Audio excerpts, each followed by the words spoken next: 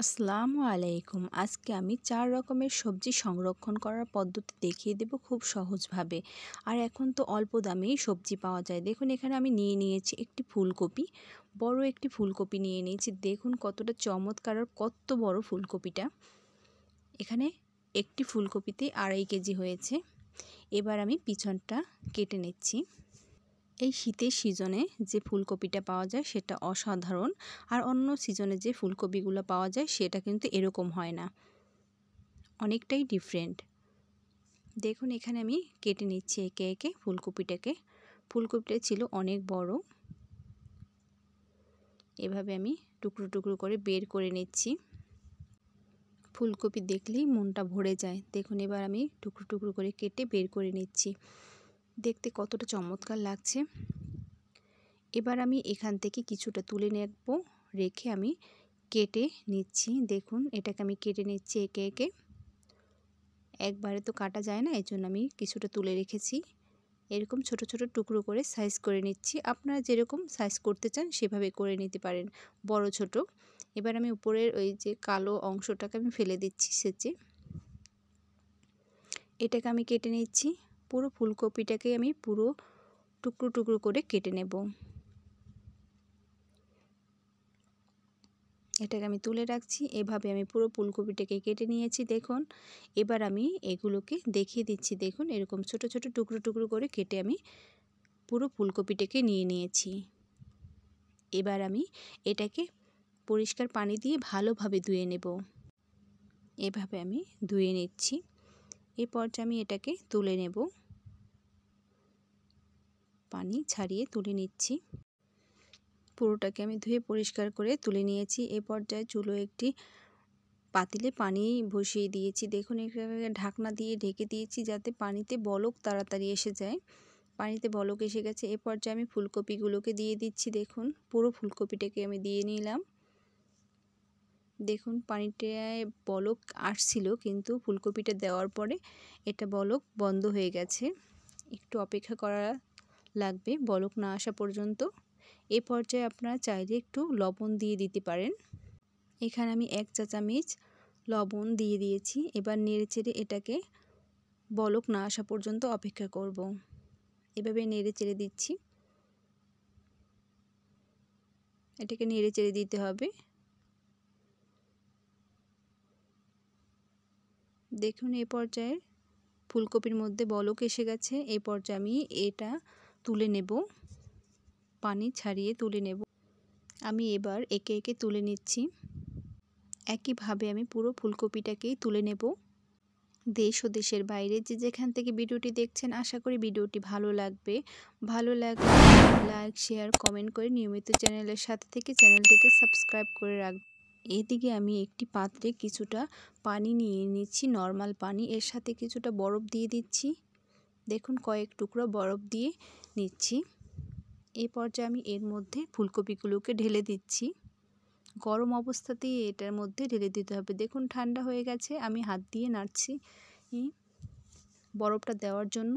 এটা স্বাভাবিক তাপমাত্রায় চলে এসেছে। দেখুন এভাবে নেড়ে চেড়ে এখান থেকে আমি তুলে নেব। পুরো ফুলকপিগুলোকেই ঠান্ডা পানি থেকে তুলে নেব। এটা ঠান্ডা হয়ে গেছে। তুলে এবার ফুলকপিগুলোকে পানিটাকে ছেঁকে নিতে হবে ভালোভাবে, একটু সময় নিয়ে। ফ্যানের নিচেও রাখতে পারেন চাইলে, এটা পানিটা ঝরে যাবে ভালোভাবে।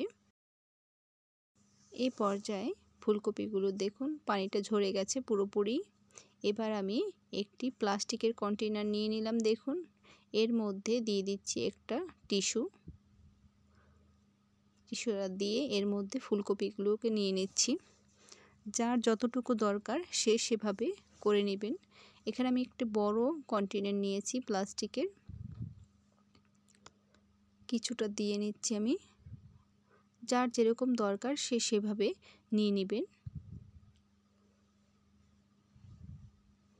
এ পর্যায়ে আমি আরও একটি টিস্যু দিয়ে দিচ্ছি। ওটা একদিনের জন্য আমি রেখেছি, আর বাকিটুকু আমি উপরে রেখে দিচ্ছি।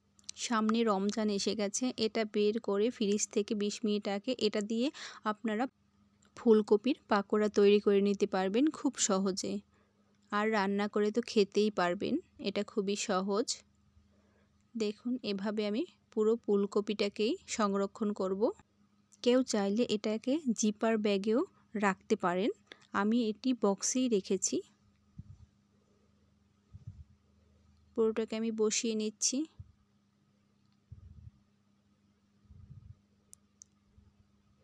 এবার উপর থেকে একটি টিস্যু দিয়ে দিচ্ছি, দিয়ে ঢাকনা দিয়ে ঢেকে আটকিয়ে রাখবো। এভাবে আমি ফ্রিজে রেখে দেব। এখানে আমি নিয়ে নিয়েছি সিম। এখানে 2 কেজি সিম নিয়ে নিয়েছি। দেখুন সিমগুলো কতটা টাটকা। এখানে আমি 2 কেজি সিম নিয়ে নিয়েছি। আপনারা বেশি কম নিতে পারেন, যে যেরকম সংরক্ষণ করতে চান সে সেভাবে করে নিতে পারেন। আমি এখানে 2 কেজি নিয়েছি। এখানে আমি একটি সিম নিয়ে নিয়েছি। দেখুন 2 সাইড থেকে আঁশটাকে ছাড়িয়ে নিয়েছি। এবার এটাকে রেখে দেব। আরও একটি দেখিয়ে দিচ্ছি। দেখুন সিমের মাঝে পোকা আছে কিনা এটাও দেখে নিতে পারেন মাঝখান থেকে একটু ফাটিয়ে। অনেক সময় বাইরে থেকে বোঝা যায় না সিমের মধ্যে পোকা আছে কিনা। দেখুন এখানে আমি সবগুলো সিমই কেটে নিয়েছি। এবার আমি এগুলোকে পানি দিয়ে ধুয়ে ভালোভাবে নেব। দেখুন এখানে আমি পানি দিয়ে ধুয়ে নিয়েছি। এখনকার সিমের মতো অন্য সময় কিন্তু সিমগুলো এরকম হয় না। এদিকে চুলো একটি পাত্রে কিছুটা পানি দিয়ে নিয়েছি। দেখুন পানিটা ফুটে উঠেছে। এ পর্যায়ে আমি সিমগুলোকে দিয়ে দেব। পুরো সিমগুলোকে আমি দিয়ে নিচ্ছি। এছাড়া অন্য সময় সিমের দাম চড়া দামে কিনতে হয় আমাদের। এভাবে আমরা সংরক্ষণ করে রেখে দিতে পারি অনেক দিন। এবার নেড়ে চেড়ে দিচ্ছি। দেখুন পুরো সিমটাকে দিয়ে আমি ভালোভাবে নেড়ে দিচ্ছি। দেখুন এখানে সিমগুলো দেওয়ার পরে বলক আসা বন্ধ হয়ে গেছে। কিছুক্ষণ পরে বলক আসা শুরু করেছে। এ পর্যায়ে আমি আবার ভালোভাবে নেড়ে দিচ্ছি। পুরোটা সিমই উল্টিয়ে পাল্টিয়ে নেড়ে নিচ্ছি। দেখুন বলক এসে গেছে। আবারও আমি নেড়ে দিচ্ছি।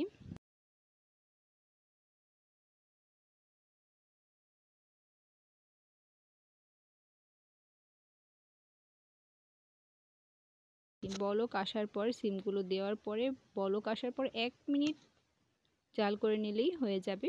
এটা একবারে পারফেক্ট। এখান থেকে আমি নেড়েচেড়ে এবার তুলে নিচ্ছি সিমগুলোকে।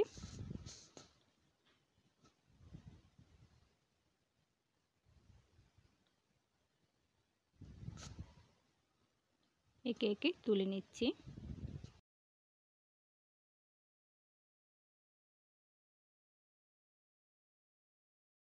পুরো সিমটাকে আমি এখান থেকে তুলে নিচ্ছি। এদিকে আমি একটি পাত্রে কিছুটা পানি নিয়ে নিয়েছি। এর মধ্যে দিয়ে দিচ্ছি বরফের টুকরো। কিছুটা বরফের টুকরো দিয়ে নিচ্ছি। এবার আমি এর মধ্যে সিমগুলোকে ছেড়ে দেব।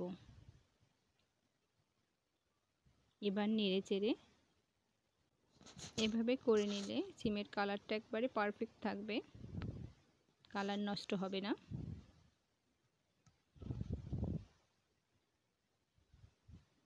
এভাবে ঠান্ডা করে নিয়েছি আমি। এরপর আমি পানি থেকে সিমগুলোকে তুলে নেব।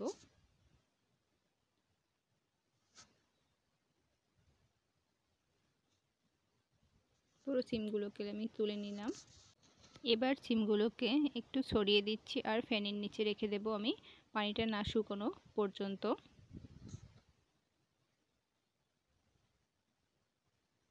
এভাবে রেখে দিচ্ছি আমি। পানিটা ঝরে গেছে দেখুন। এই পর্যায়ে আমি এটাকে বক্সিং করব। দেখুন পানিটা একেবারেই ঝরে গেছে। দেখুন এখানে আমি একটি বক্স নিয়ে নিয়েছি, ছোট বক্সই নিয়ে নিয়েছি। আপনারা যে যেরকম রাখতে চান সে সেভাবে রাখতে পারেন। এটাকে জিপার লক ব্যাগেও রাখতে পারেন আর এভাবে ছোট ছোট বক্সেও রাখতে পারেন কিংবা বড় বক্সেও রাখতে পারেন। দেখুন এভাবে আমি পুরো সিমগুলোকেই বক্সিং করব। কয়েকটা সিম আমি ঘুষিয়ে নিচ্ছি বক্সের মধ্যে। অল্প রেখেছি, এটা মাছের মধ্যে দিয়ে আমি রান্না করব এজন্য। দেখুন একটি করে নিলাম, আরও একটি আমি করে নিচ্ছি। এখানে কয়েকটা সিম দিয়ে নিচ্ছি, যা যতটুকু দরকার হয় সে সেরকম রাখবেন।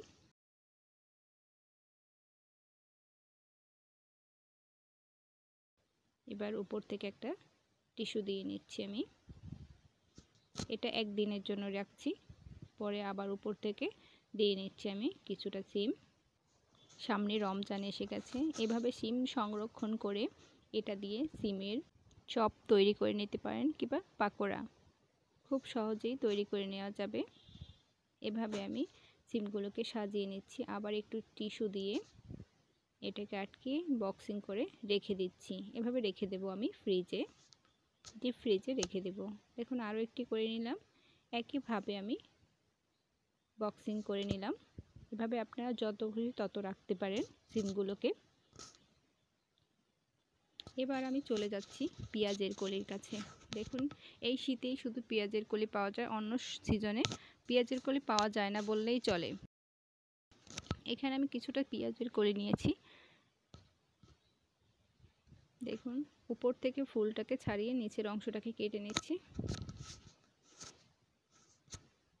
এবার আমি একইভাবে কয়েকটা করে নিলাম, এভাবে গুছিয়ে কেটে নিচ্ছি কুচি কুচি করে। এভাবে কুচি কুচি করে কেটে নিচ্ছি আমি পেঁয়াজের কলিগুলোকে। আমরা বলি পেঁয়াজের কলি, এটা পেঁয়াজের পাতাও বলতে পারেন। একইভাবে আমি পুরো পেঁয়াজের পাতাগুলোকে কেটে নিলাম। দেখুন একটু ছড়িয়ে রেখে দিচ্ছি যাতে পানিটা শুকিয়ে যায়, এটা সাইডে রেখে নিচ্ছি।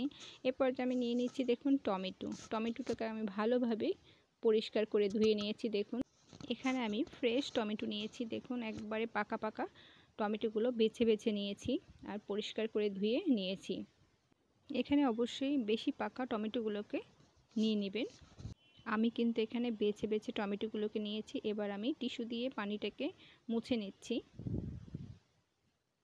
পরিষ্কার কাপড় দিয়ে মুছে নিলেও হবে। পুরো টমেটোগুলোকে আমি মুছে নিচ্ছি। দেখুন টমেটোগুলো যেন একবারে চকচক করছে, দেখুন কতটা ফ্রেশ এবং টাটকা। টমেটোগুলো আমার সংরক্ষণের জন্য একেবারেই রেডি। এদিকে পেঁয়াজের কলিগুলো দেখুন পানিটা শুকিয়ে আসছে। এবার এটাকে আমি রেখে দেব। দেখুন একটি জিপার ব্যাগ নিয়েছি, এটাকে খুলে পেঁয়াজের পাতাগুলোকে আমি নিয়ে নিচ্ছি। জিপারটা লক করে দিলাম। দেখুন আরও একটি ব্যাগ নিয়ে নিচ্ছি আমি এখানে। একইভাবে আমি পেঁয়াজের পাতাগুলো ঢুকিয়ে নিলাম। দেখুন দুটি ব্যাগেই ভরে নিয়েছি। এভাবে আমি রেখে দেব ফ্রিজে, ডিপ ফ্রিজে। দেখুন এখানে আমি টমেটোগুলোও নিয়ে নিয়েছি। এবার আমি একটি ব্যাগে 6টি করে টমেটো রাখবো। এবার জিপার ব্যাগটাকে বাতাস বের করে এভাবে লক করে দেব। অবশ্যই জিপার ব্যাগের মধ্যে বাতাস রাখবেন না, একটু চেপে বের করে নেবেন, তাতে লক করতে সুবিধা হবে। এক একটা ব্যাগে আমি 6টা করে টমেটো রেখেছি। আপনারা চাইলে বড় ব্যাগেও রাখতে পারেন, এর চেয়ে বড় ব্যাগে, তাতেও কোনো সমস্যা নেই, একটার সাথে একটা মিলবে না। এভাবে আমি ফ্রিজে রেখে দেব। দেখুন এগুলো আমার রেখে দেওয়ার জন্য একেবারেই তৈরি। এদিকে আমি দেখিয়ে দিচ্ছি, দেখুন সিমগুলো আমি ডিপ ফ্রিজে রেখেছিলাম, এগুলোর কি অবস্থা আপনাদের দেখিয়ে দিচ্ছি।